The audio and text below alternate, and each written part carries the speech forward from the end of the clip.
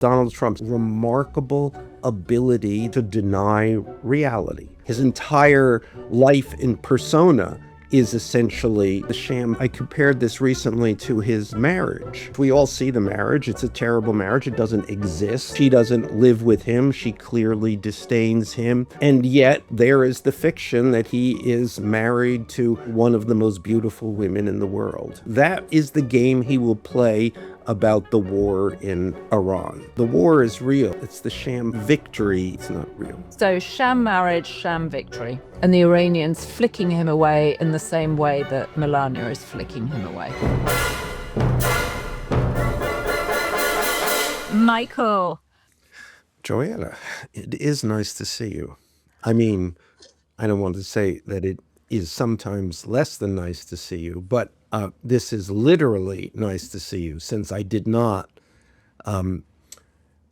What's today? Thursday. So Tuesday, I was not able to see you, and you were not able to see me, and we had to hustle to overcome our technical difficulties. We had to hustle. Big shout out to Nico Hines, who is our global editor, global affairs editor, and was literally dragged by his arm out of a meeting and plomped in the chair that I normally sit in opposite you, and had really very little idea of what he was doing and rose to the occasion supremely well. I had the enormous fun of watching inside Trump's head at home, having failed entirely to figure out how we could upload anything to New York. Anyway, I have British Telecom coming out tomorrow, so hopefully our technical hustle will be rewarded. Anyway, it's very nice to see you, Michael. My wife was of the opinion that, well, as she said, you need Joanna, which is not to say anything against Nico, because he was really fantastic.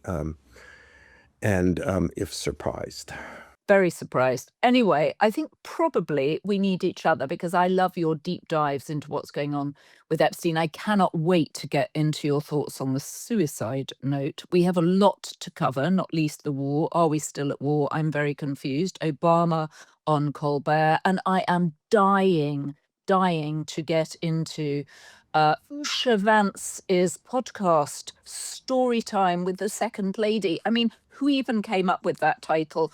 This week's guest is Cheryl Hines. In fact, we were going to do that on Tuesday, but because you weren't there, and I know you have a special feeling for that, we have saved it for you.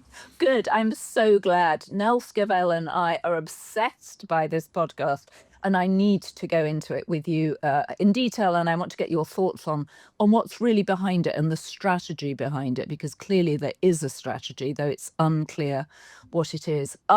But you also talked about Rudy Giuliani, and I have a Rudy Giuliani story, which I do not want to forget to share. No, and I'm a connoisseur of them, because who doesn't have a Rudy Giuliani story at this point? Good point. Good point. There will be no Giuliani stories in a short while.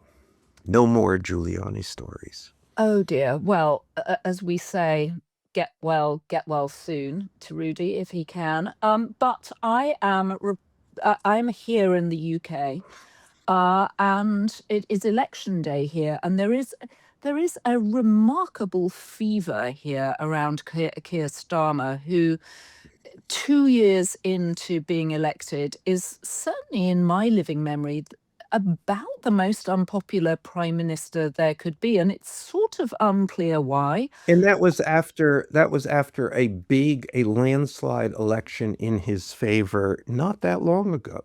Right, 2 years ago, 2024, he was elected. Huge landslide victory after 14 years of Conservative rule, and the insanity of Boris Johnson. And you will remember people smuggling suitcases in and out of number 10 Downing Street, packed with bottles of alcohol, where they were having secret parties. And most tellingly of all, the night before Prince Philip, the Duke of Edinburgh's funeral, where the Queen was sat in St George's Chapel, very much on her own at Windsor Castle, obeying the then COVID rules of having no one around her with a mask on. And yet Boris Johnson and his cronies were partying at number 10, which is really, in the end, I think, the detail that felled the Conservatives. But Keir Starmer has not proved to be the popular president that certainly Tony Blair was when he was elected in a landslide. And what we're seeing is the knock-on effect of Jeffrey Epstein playing out in British politics, I think, which is remarkable. Do you think it's just that though? I mean, this seems to me a discontent that is much deeper than just one issue. Yes, you're completely right. And what we're seeing is the fracturing of what has been, for the most part, a 2 or 3 party system. So it was really the dominant Conservatives, the dominant Labour Party through the last century, with occasional pops of the Liberal Democrats. And what we've got now is the Green Party with a remarkable character leading it, a guy called Zach Polanski, who, if you can believe it, used to be a hypnotherapist. He was a hypnotist. That was his qualification for the job. I thought you were going to say he used to be a hitman, which would be more appropriate, really. No, but interestingly, so just to step back a moment, there are several parties. So there's now the Green Party, which is led by Zach Polanski, who used to be a hypnotist, except it came out this week that he wasn't even a properly trained hypnotist. And at one point, he was hypnotizing women who wanted larger breasts. So I'm just putting it out there. And he's got a crazy set of just policies. Let me ask though, so he was hypnotizing them to believe that they did indeed have larger breasts? No, he was hypnotizing them to grow larger breasts. So he's a very eccentric character with an extraordinary list of policies, including making all Class A drugs, so cocaine, heroin, all of them completely available, and doing deals with cartels in South America and teaching children in kindergarten to take drugs responsibly, so that if they do eventually take drugs, they take them safely. So that's one thing. And he's also suggesting a tax for frequent flyers. So strange as it may seem, because how would these policies, you would think, normally be successful? He's got a remarkable head of steam up, and people think he's going to win a lot of seats in the local elections. We've got Reform, which is the right-wing party with Nigel Farage, who aligned with our friend. Yeah, aligned with our friend Donald Trump. He's a sort of Trump light, if you like. A remarkably effective communicator, remarkably effective. And people like the thing that they often say, or they used to say about Donald Trump, they say it less now, oh, he tells it like it is. He says what he thinks. I once sat I once sat in a room with Steve Bannon and Nigel Farage and Farage was so drunk he couldn't sit on his chair. Well, he would not be the only British politician that's not been able to sit on their chair. Nor the only politician in the Trump White House. No, indeed. Oh, yeah. Well, and we haven't even mentioned Kash Patel. Kash Patel, obviously head of the FBI, giving out bottles of bourbon. Kash Patel bourbon, his own brand of bourbon, or personalized bottles. Before we move off of the Brits, just give me an extrapolation on what you think what's going on in the UK, which so often either follows or leads what's going on here. What does that mean for where we are in the US? Okay, so I do think there is the impact of Jeffrey Epstein, which people couldn't have seen even 6 months ago. And this is to do with the firing of Peter Mandelson. You will remember that Peter Mandelson, who is a legendary figure in British Labour Party politics. He was involved in getting Tony Blair elected and was known as the master of the dark arts of sort of spin doctoring. Anyway, he was, by Keir Starmer, put into Washington as the British ambassador to Washington on the grounds that he was sufficiently sophisticated and, frankly,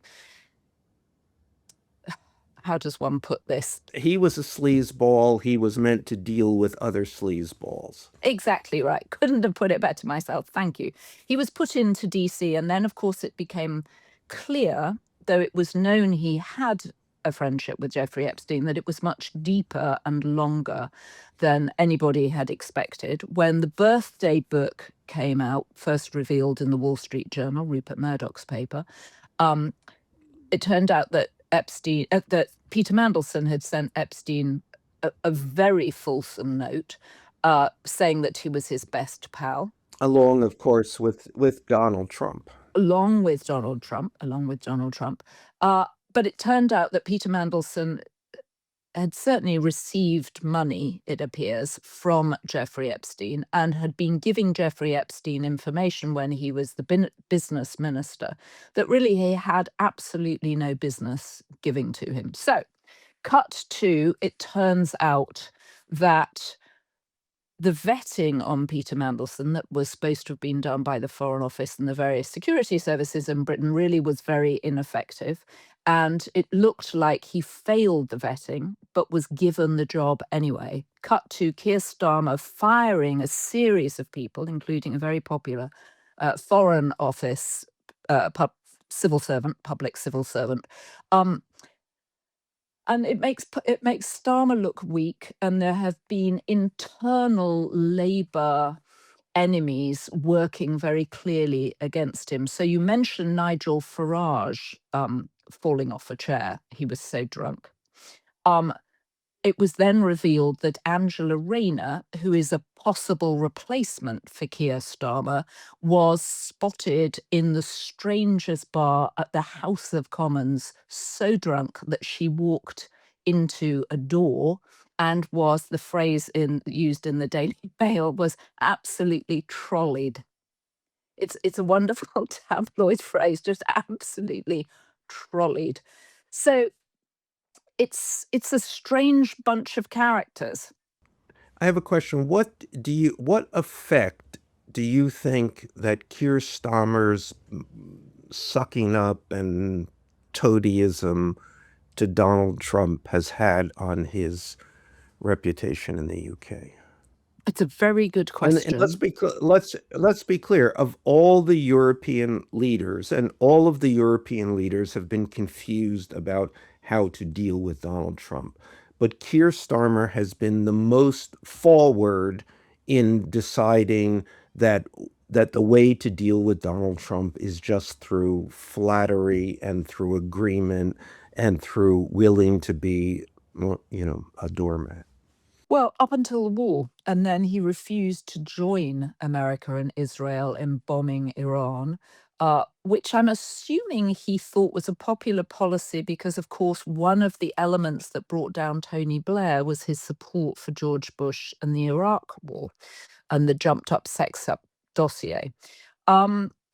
So I think Keir Starmer's tried to have it both ways with the Americans. Yes, it has that day late and a dollar short feeling. Yep, A pound short, I suppose. It really does. So, in terms of Trump witheringly leaning forward in... Let's segue from there into the war, because how can you not? It is the central event of the moment. Sure, and I don't want to get stuck in British politics other than when Donald Trump leant forward and said about Keir Starmer, he is no Winston Churchill. It was a strangely effective line for people because everybody went, he is no Winston Churchill. And unfortunately, he's charisma minus. And I think it's also, it's a lot to do with prices, actually, and the fact that people feel energy bills are completely out of control. So it goes back to the affordability issue. in the US. But let's get on to the war, because it's very confusing from here, sitting here with a prism of British news, to understand, are we still at war? What's happened? Is it terminated? Is it not terminated? Who's got control? Well, before having urged us to move on to the war, let me just stop a second and say, I think that that's important to remember that part of Starmer's problem, and maybe the overwhelming part of Keir Starmer's problem, is the economy, and that may well be the overwhelming part of Donald Trump's problem, in addition to the war. So let's do the war. Okay, so let's do the war. Who's in control of the Strait of Hormuz, Michael? We're recording this on Thursday morning, we should say. It was, all being well, we'll broadcast Thursday night. As we're recording, who has control? Well, I think most importantly, Donald Trump does not have control. So, I mean, he's pronounced okay. His position as of 2 days ago was the war is over, we won. So that begs the questions: is it? Did we? And the answer is no. The war is not over, and no, we didn't win it. Now that's interesting because then yes, yesterday Marco Rubio basically came out and seemed in a somewhat good mood about this and said the war is over, we won it, and then Donald Trump almost immediately, right on the heels of that press conference, said, no, we might go back to war, and with the clear implication that we hadn't won it and we were going to go, and we still had to win it and we might win it again, or we would win it again, but we haven't yet. So, it's interesting. The Times, the New York Times story, and I'm partial to kicking the New York Times as often as possible. Referred to this, referred to Trump. They said Trump who cultivates an erratic style. Who cultivates an erratic style? He is erratic. Exactly, and that goes to the entire problem, to the Times's problem, and to understanding what's going on in the White House. He doesn't cultivate an erratic style. He is erratic. He's erratic by temperament, by nature, and by whatever mental processes are in fact going on in Trump's head.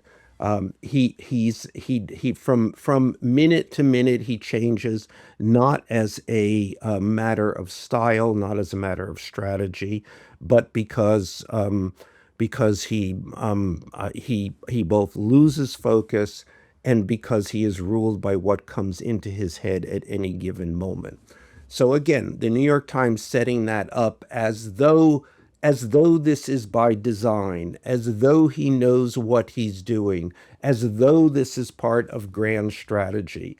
And that is completely, it could not be more wrong, it could not be more misleading by the premier journalism organization in the United States of America. All right, let's push the New York Times to one side. You've written 4 books on Trump. Have you ever seen Donald Trump in such a tight spot as he is now? Because it's one thing to make up policy in America, swinging his legs from the chair behind the Resolute desk. It's another to make up a policy that has caused energy shock across the world. He's about to go to China. He goes to China next week. And yet he appears to be completely in a self-blockade, never mind the blockade in the Strait of Hormuz. I appreciate your position on this, but the answer would be the opposite. Yes, I've seen him many times. I mean, I've seen him in the middle of the Russian investigation, in the middle when he fired Comey and everything seemed to be coming down on his head. I've seen him in the middle of COVID when he absolutely had no idea what to do. And I've seen him in the middle of deciding that he had, or believing that the election had been stolen from him. I mean, the truth is that Donald Trump's entire, certainly political career and maybe longer career has been a series of these predicaments, many of his own making, that he appeared not to be able to deal with, cope with, or get out of. Now, the curious thing is that he has so often, in fact, gotten out of them. So how does he get out of this then? I don't know. Because he can't just call it a day and say it's over. I don't know. I mean, right now he is clearly trying to do that. He is trying to call it a day. We won. The war is over and we won. Although, I mean, that was earlier this week. Then he reversed that, but then he will go back to that erratically. And that is really the only thing he can actually do is that I mean, he's going to be in a situation. The situation is going to be we've bombed Iran to our almost maximum capacity. And nevertheless, the Iranian regime remains in place.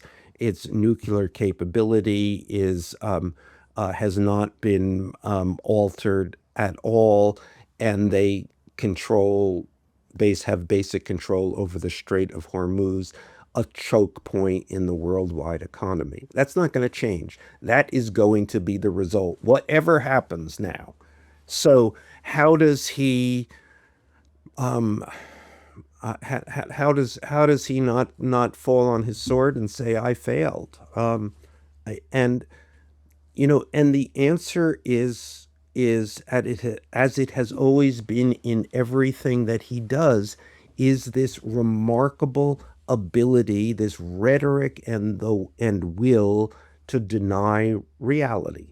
And he has done that better than anybody else in so many situations. His entire life in persona is essentially that I am the world's greatest businessman, where every piece of evidence suggests absolutely the opposite of that. He's a bankrupt. Um, I compared this recently to his marriage. The marriage, we all see the marriage. It's a terrible marriage. It doesn't exist. She doesn't live with him. She clearly disdains him, and she only shows up for him by special arrangement. And yet there is the fiction that he is married to one of the most beautiful women in the world. So I don't know. That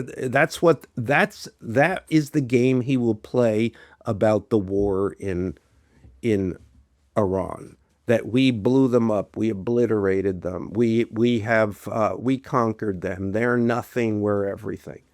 We've discussed this before, but there was something irresistible about watching her just flick his hands away. And now she seems to be wearing gloves more often in public, which I suspect means she doesn't really want to touch him. The Iranians are just sort of flicking him away at some in some way. So I think this I'm gonna go with this metaphor. Okay, The so there's a war is like his similarity marriage. between the sham war and the sham marriage. What are we hearing about his trip to China next week? I mean, this is a It's not the hugely sham important. war, and just let me point. The war is real. It's the peace. It's the sham Yeah, peace sorry, that's not I real. meant his Or the description of the sham the war, sham the sham the, sh- victory the is sham victory. is I think what we're talking about. Yes. So, sham marriage, sham victory, and the Iranians flicking him away in the same way that Melania is flicking him away. Can we get on to his trip to China? How do we think that will go? What is the point of it for him? We know that Iran is supplying a lot of oil to China, a lot of it's not being able to get there. We're expecting huge parades and the Chinese to put on a great show for Trump. What does Trump want out of this? I think you've answered your question. It's just distraction at this point. I mean, he's not going to do, the relationship with China was supposed to be fundamental, both in the first Trump administration and the second Trump administration. China was our primary antagonist in the world. China was responsible for much of the economic hardship of a significant part of the U.S. and of the U.S. that was the essentially the manufacturing base of the U.S. and that was what we were taking on. Now, the result of two administrations with the Biden administration in between has been that China has only solidified its position and its power and its potential in the world. So Trump is going to show up in China and not take on any of that and just receive and the Chinese are going to I suppose they very clearly understand that their position is a solid one, and all they have to do is deliver Trump a parade. Well, all they have to do is deliver Trump a parade. Well, let's talk to your earlier point about him just making things up and still believing that he's the only one that matters, about what's happened in Indiana. Because in December, we talked about state representatives in Indiana refusing to vote for redistricting in Indiana, even though it looked like it was going to come up with more Republican candidates or more Republican safe seats. And this week, Donald Trump's candidates have opposed those who were opposing the redistricting, and 5 out of 7 of them have won, which is actually a remarkable evidence of still his power. Or is it? I mean, it's yeah, no, it's I mean, I think it's curious. It's one of those things that always happens. Trump wins, and obviously he has won repeatedly over the last decade, and yet everybody, or at least the liberal press ecosystem, is it stands there completely bewildered. How could this happen? How could people vote for Donald Trump? Which is a completely fair question, but it seems to continue to ignore the reality that is the reality that an enormous number of people in the United States of America are absolutely loyal to Donald Trump. Why? Well, we still can't answer, at least if we're essentially liberal people, we still can't answer that question. What happened? What's separated these people? What drew a line in this country? And I'm not going to try to answer that question now, because literally that is the question that can't be answered. But it is worth acknowledging, and it's important to acknowledge, that line is still there. That from the point of view of this side of the line, people have drunk the Kool-Aid and continued to drink the Kool-Aid. On their side of the line, of course, they don't feel it's the Kool-Aid. They feel we have drunk the Kool-Aid. But having said that, and it does, as I think a lot of people are at the point of thinking this Trump thing is coming apart. We're looking at the midterms and the likelihood that he is going to be wiped out. So what does this say about that?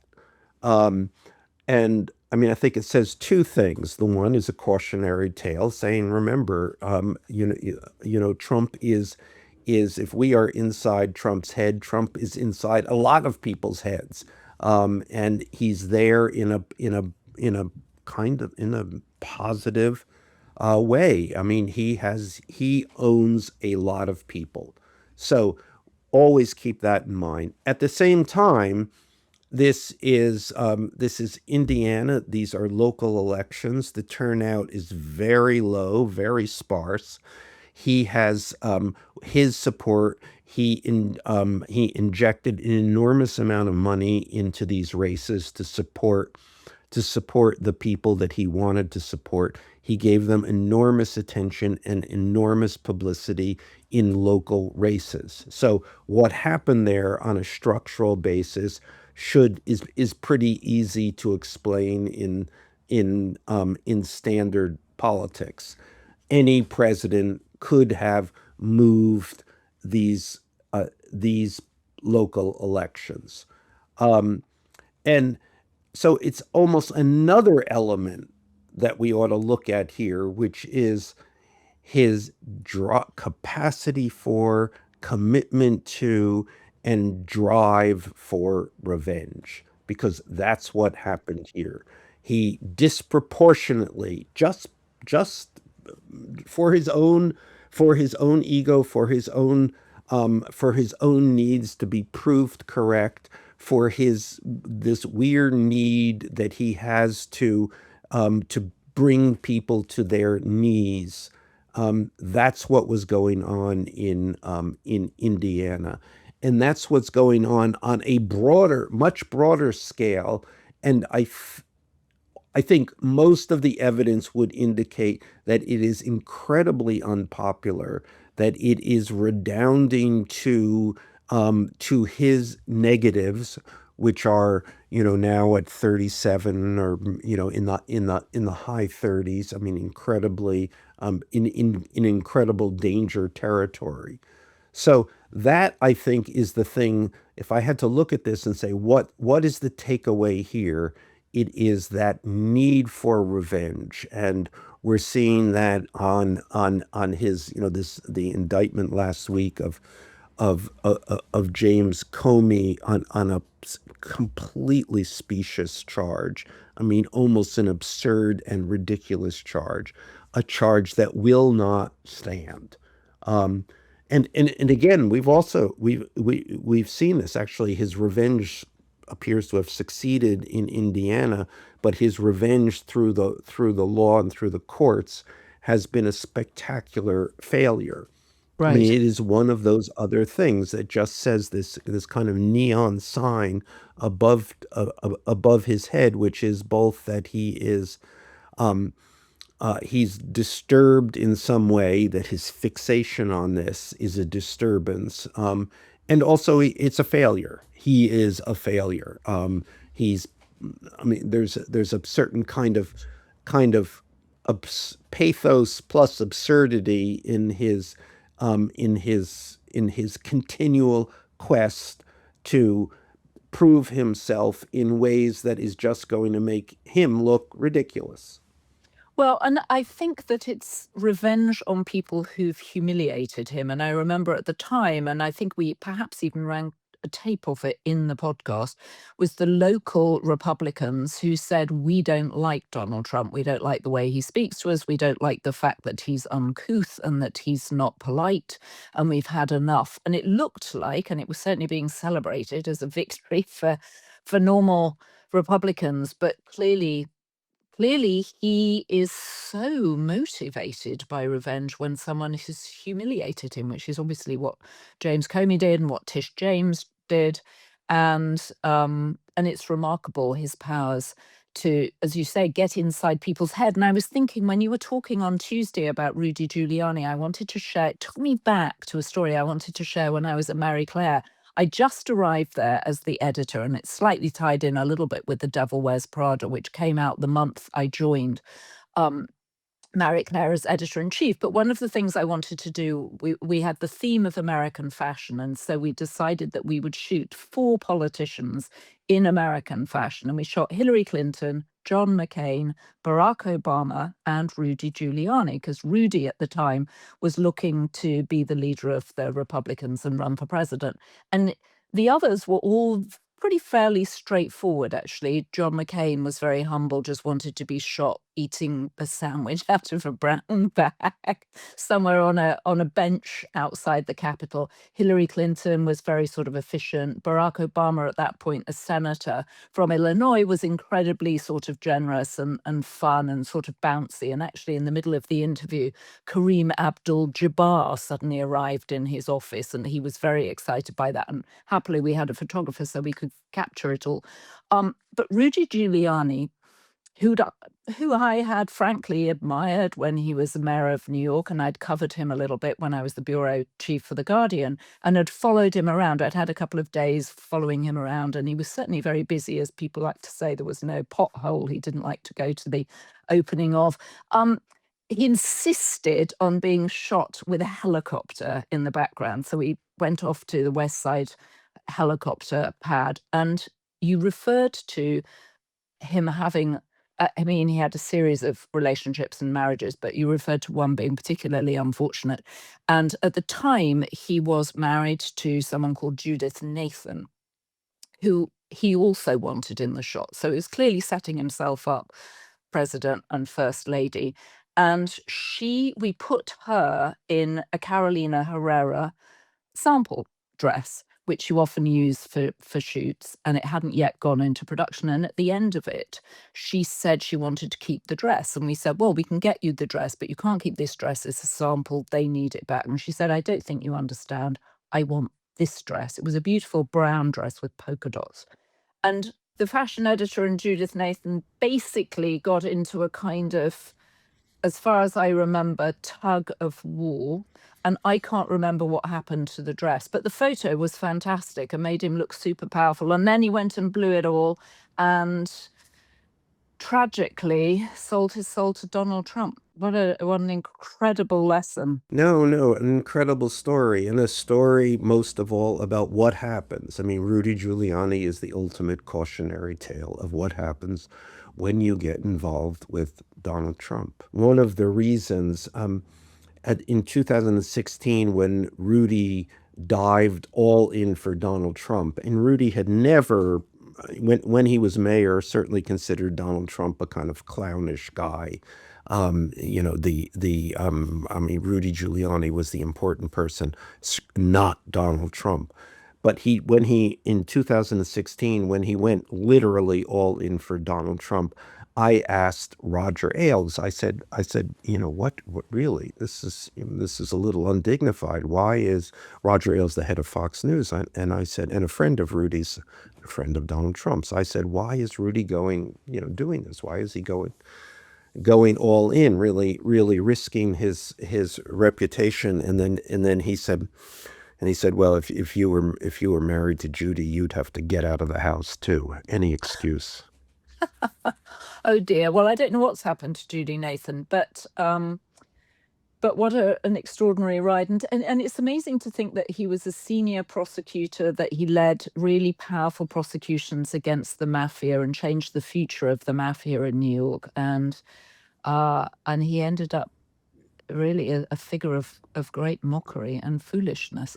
Anyway, No, a tragic figure, bankrupt figure, a figure his reputation destroyed, and then in the end, Trump sort of gave him the heave ho too.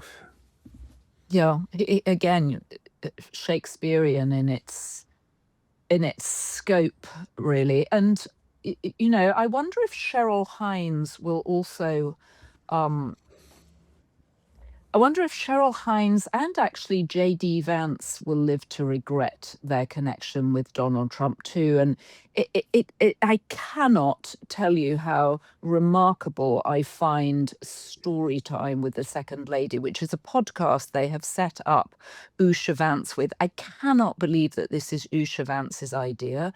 I mean, here was an unbelievably powerful lawyer, someone who'd studied law at Yale. She was a Gates Scholar at Cambridge. And here she is reading children's books, looking as uncomfortable as I can think I've seen anybody look, except that this week's episode, with Cheryl Hines as her guest, who reads The Three Little Pigs, the two of them look incredibly uncomfortable. And I've no sense of whether or not this was an initiative that was suggested to them. If they were told, we need to get Usha out there, let's have her reading to children, that's all women are fit to do. But it is the most bizarre thing. And who is this for? I can't believe that any child is sitting watching this podcast. It's remarkable. And it seems full of subversive messages about libraries and how important libraries are. And then the catchphrase of this podcast is, when we read, we grow. And it sounds, when she says it, it sounds like a threat.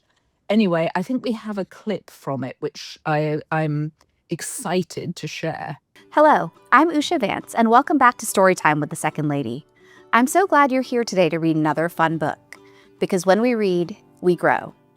Today's special reader is no stranger to storytelling.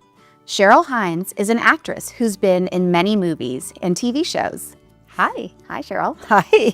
Thanks so much for being here today. Wow, I'm so happy to be here. This is fun. You know, I've always loved watching you on TV. You're so funny. And I wondered, did you always want to be an actress? I did. Isn't that funny? Since I was a little kid. Oh I my mean, God. Oh it's my just, God. I know, it's I like, mean, have you seen anything more painful, more cringeworthy, more get me out of here than this? Well, and also anything less fun. She goes, it's fun. And then Cheryl's like, yes, I've always wanted to be an actress. Isn't that funny? Not really. No, none of this is fun or funny. It's excruciating. And just to point out, which we haven't, that that Cheryl Hines is the wife of Robert Kennedy Jr., still Jr. at 72. It's just crazy that they would make them do this. I mean, it's just insane. Poor Usha Vance. Cheryl Hines is already caught in this predicament of being married to this guy who is, among other things, we know all about his affairs along the way, including while he's married to her, not to mention his preposterous positions on so many, life and death issues. That's what she has to swallow. That's what she's now forced to support, forced to identify with. And now, to make matters worse, we're now putting her in a podcast in which she's on display as as someone with a gun to her head, basically. I mean, she clearly doesn't want to be there. She clearly shouldn't be there. She's clearly, among other things, by any indication of this, a terrible actress. She can't even play the part of the politician's wife, called upon to do some, to be nice to children. Okay, so we're just going to play my next favorite clip of it. So just to set it up for people in case I haven't, Usha invites someone to come on and read from one of their favorite children's books. So you brought a book for us today. I did. I brought The Three Little Pigs. And I loved this book when I was growing up. Well, for one thing, I like pigs. They're cute. I like pigs. They're cute. I mean, it's and also let me just, I got to point out, The Three Little Pigs is not a book. It's a nursery tale, of which there are many versions and it exists in many books. This is not a book. But it's so diminishing. It's so diminishing of Usha Vance. Highly intelligent, parents were Democrats. It makes no sense that they would use her like this. And I'm wondering who's come up with this strategy. Is this one of JD's ideas? Is she now doing story time because he's got a book coming out? I mean, what is the point of this? And also, it's got nobody following it. When I last looked at it, it had fewer than 700 people had read it. And if you're going to launch something like this, at least give it some oxygen, at least give it the wings of potential success, but it's as if they've just buried it in the corner of YouTube and we happen to stumble across it. Well, one of the ways that these things happen, in any political organization, and the White House is a political organization, and Vance has his own organization. There's a lot of things. We need ideas. What are the ideas?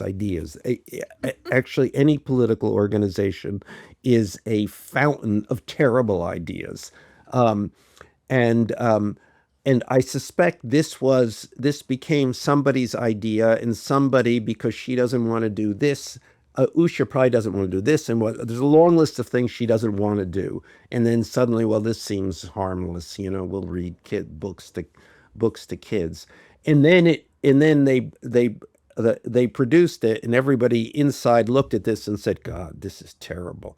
Let's bury this. That's my analysis of what happened here. Well, I can't wait to read Usha Vance's memoir and to read about this particular section, if it even gets a couple of lines in it, because she could be doing all sorts of things. She could be going out and talking to military wives, which is often what the second lady and the first lady do together. Yeah, well, as I said, I'm sure that those options are being presented to her on a daily basis, and she's not doing them because she's decided not to do them, and probably I would read this. She has refused so many things that she had to agree to something, and this is what she agreed to, and it's well, you see what it is. Well, we did a quick search of what we think Cheryl Hines was wearing, and she was wearing a $1,200 dress and a $995 pair of Jimmy Choo shoes, I think. I cannot imagine a child sitting still to listen to Cheryl read that. Remarkable what we end up doing to political wives. Let's make a little book on whether that marriage lasts, how long. Cheryl and RFK Jr. still junior at 72. Well, I don't want to be in the game of hoping marriages fall apart, but I think it probably doesn't have long for this world. This is just being realistic. A couple of years, a year. I think he gets out of this, leaves the administration, and the marriage breaks up, and then he sets up his campaign for 2028. I mean, he's got to probably will get rid of the marriage, extricate himself from that, because you don't want that to blow up during the campaign itself. My interesting best political judgment. Interesting. And we know that he's already set himself up with a podcast. I think it's Questions with the Secretaries, where he challenges government lies without realizing he is currently the government. So, Michael. Joanna. We've made it this far with only a few technical difficulties. We've had to stop a couple of times for me to throw overboard some data that I've no idea if I'll ever need in a future life, but whatever, it's been deleted now. And I look forward to seeing you on Saturday. And meanwhile, British Telecom will have come to rescue you. Well, I hope British Telecom will have come to rescue me. And I just wanted to thank everybody who's written to me. I've had lots of emails, hundreds and, well, thousands at this point of comments on YouTube. Many, many thanks for all your good wishes. And to everybody out there also going through something like this, it's particularly painful and acute, the ailing of a parent. And some of your stories have been really harrowing, and I really appreciate you taking time to write to me amid your own suffering. Anyway, Michael, it is good to see you. And thanks to our team, as always, particularly in this managing to get all of this, managing to broadcast from Yorkshire. So the good news is we have so many B-Beast tier members now. There are too many names to read out, and we really appreciate your support. Thanks to our production team, Ryan Murray, Rachel Passer, Heather Passaro, Neil Rosenhouse.